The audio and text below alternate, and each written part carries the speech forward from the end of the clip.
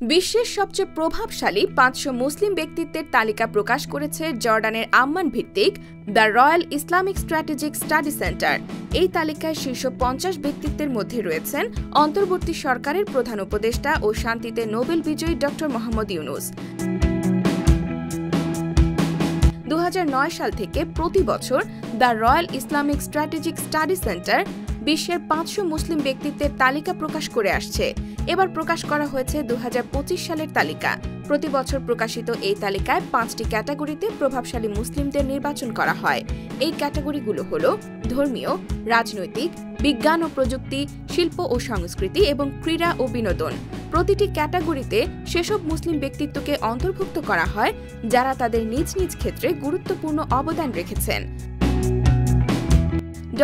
মোহাম্মদ ইউনূস দীর্ঘদিন ধরে মাইক্রোফাইন্যান্স ও গ্রামীণ ব্যাংকের প্রতিষ্ঠাতা হিসেবে বিশ্বজুড়ে পরিচিত। এবার অন্তর্বর্তী সরকারের প্রধান উপদেষ্টা হিসেবে এই তালিকায় স্থান পেয়েছেন।